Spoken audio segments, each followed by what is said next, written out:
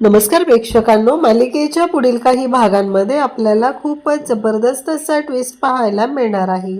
आता तुम्हाला प्रश्न पडला असेल की नक्की काय होणार आहे।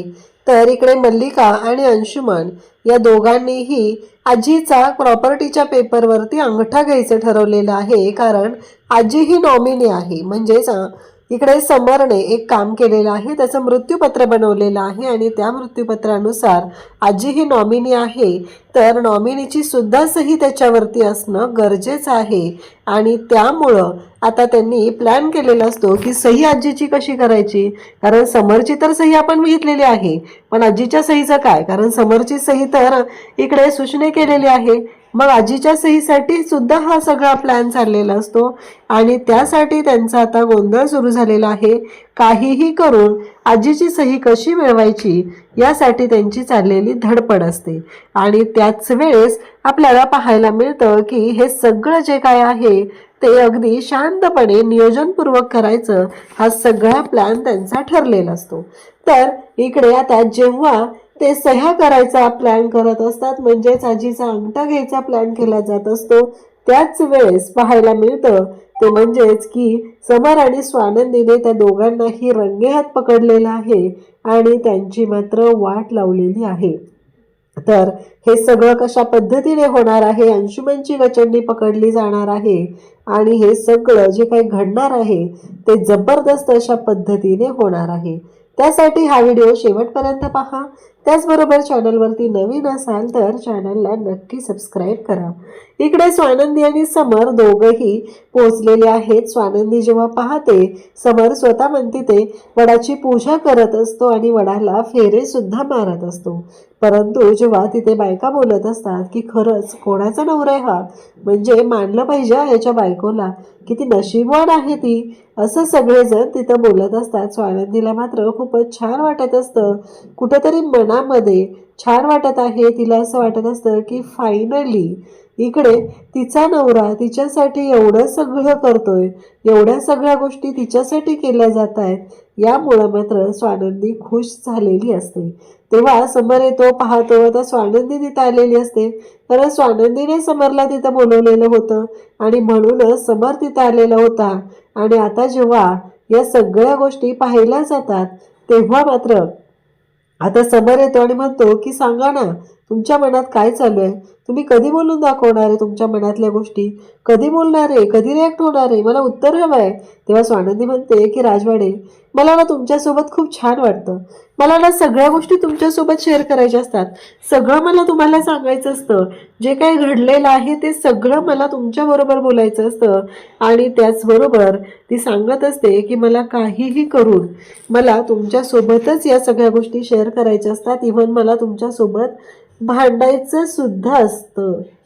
हे ऐकल्यानंतर समरला छान वाटत असतं। समर म्हणत असतो हो बरोबर आहे, पण हे माझ्या प्रश्नाचं उत्तर नाहीये। आता मात्र समरला प्रश्न पडतो, मग स्वानंदी का उत्तर देत नाहीये। शेवटी स्वानंदी म्हणते की हो बरोबर आहे, पण मला कसं तरी होतंय ना, मी कसं सांगणार आहे तुम्हाला। त्यावरती समर म्हणतो मी जसं सांगितलं तसं बोला ना तुम्ही, काय झालं, असं समर तिला बोलत असतो। तेव्हा मात्र स्वानंदी शेवटी आय लव्ह यू राजवाडे असं म्हणते आणि समरला एक सुखद धक्का देते। त्याच वेळेस आता सगळेजण तिथे असतात। अंशुमन घरी आलेला असतो, त्याची चिडचिड चाललेली असते। तो म्हणतो अजून हिची सहीची प्रॅक्टिस झालेलीच नाहीये का, कधी होणार आहे हिचं सगळं, असं म्हणत तो चिडचिड करत असतो। तेव्हा मल्लिका म्हणते की शांत हो अंशू, काय झालं। तेव्हा मात्र अंशुमन म्हणत असतो की कसं शांत होऊ, कारण त्या वकिलाने दुसरीच गोष्ट सांगितली मला एक आता।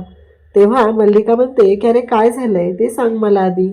मग अंशुमन सांगायला सुरुवात करतो, मॉम आता त्या आजीची पण सही घ्यावी लागणार आहे। मल्लिका म्हणते हो बरोबर आहे, हे मला माहिती होतं, आजीची पण सही घ्यावी लागणार आहे, कारण आजी नॉमिनी आहे ना, त्यामुळे आता पुढचा विचार केला पाहिजे, काय करू बरं, अंगठा, हां अंगठा घेऊ आपण, असा विचार तिच्या डोक्यात येतो। तेव्हा मात्र अंशुमन म्हणतो काय म्हणतेस तू मग। तेव्हा ती सांगते की हो आपण अंगठा घेऊया रे सर आजीचा, बरोबर आहे। मग इकडे अंशुमन म्हणतो म्हणजे काय करायला लागेल।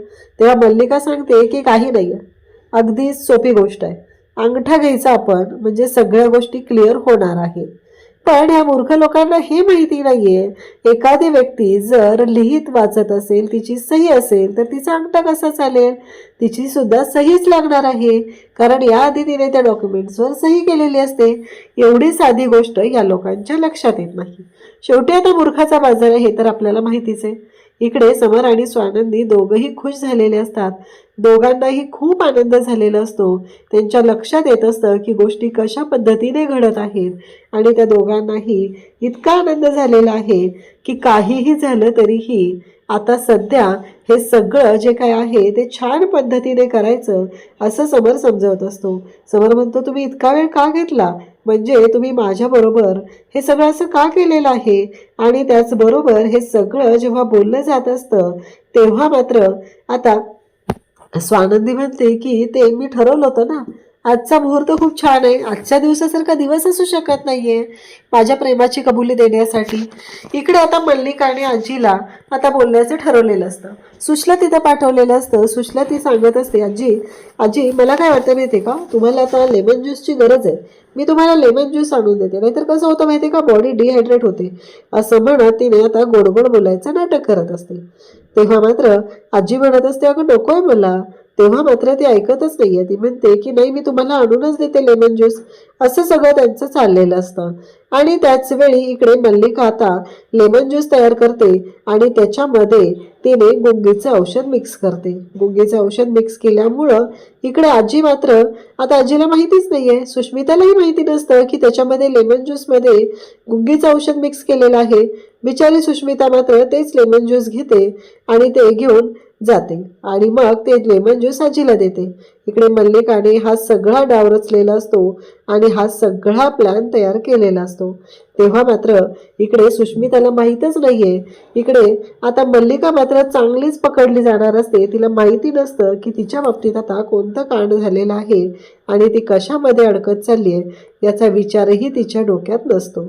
तेव्हा मात्र इकडे आता सुष्मिता हे सगळं घेऊन जाते, आजीला देते आणि इकडे मल्लिका आणि अंशुमन दोघंही वाटच बघत असतात की ते लेमन ज्यूस पिऊन आजी कधी एकदा झोपी जाते. एकदा का आजी झोपी गेली की मग गोष्टी आपल्या मनाप्रमाणे होणार आहेत असा डाव यांच्या डोक्यात सुरू झालेला असतो. खरं तर त्यांच्या लक्षातच येत नाहीये की आपण जे काही करतोय तो खड्डा आपण आपल्या स्वतःसाठीच खणतोय. या गोष्टीची जाणीवच यांना झालेली नसते. त्याचबरोबर आजीला इकडे लेमन ज्यूस देते सुष्मिता, गोडगोड बोलते आणि आजीला म्हणते की हे घ्या. आजी सुद्धा ते लेमन ज्यूस घेते. आजीच्या लक्षातच येत नाहीये की याचे परिणाम काय होणार आहेत. आपण हे लेमन ज्यूस जर घेतलं तर आपल्याला काय होईल का, कारण सुष्मिता कशी आहे हे अजूनपर्यंत आजीच्या लक्षातच आलेलं नाही आणि त्यामुळं आजी मात्र शांतच राहते. आता मात्र ह्या सगळ्या गोष्टी जेव्हा घडत असतात तेव्हा आजी ते लेमन ज्यूस घेते आणि आजीला लगेच झोप यायला लागलेली असते. आजीच्या लक्षातच येत नाहीये की आपल्याला झोप का येते, काय कारण असेल या सगळ्याचं. ही गोष्ट आजीच्या लक्षातच आलेली नसते. आजी मात्र शांतपणे झोपी जाते आणि त्याच वेळी इकडे मल्लिका आणि अंशुमन दरवाजातून वाकून पाहत असतात. त्यांना असं वाटत असतं की आजी आपल्या ताब्यात आलेली आहे. या सगळ्या गोष्टी आता आपल्या मनाप्रमाणे करून घेतलेल्या आहेत. हा त्यांचा चांगलाच असा स्वतःबद्दल हे झालेलं असतं. त्यांना एक ओव्हर कॉन्फिडन्स आहे असं म्हणायला काहीच हरकत नाही.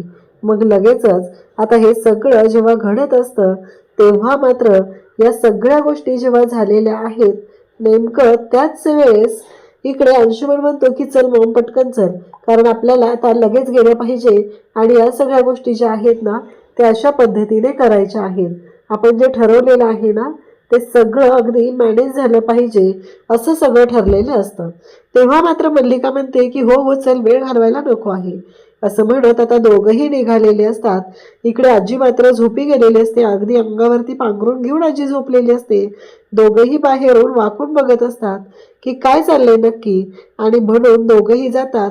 हातामध्ये पेपर्स असतात, त्याचबरोबर स्टॅम्प पॅड असतं, कारण आजीचा त्याच्यावरती अंगठा घ्यायचा आहे हे ठरलेलं असतं. त्यासाठी त्यांची ही सगळी जोरदार तयारी झालेली असते आणि त्या पद्धतीने सगळं प्लॅनिंग सुद्धा झालेलं असतं.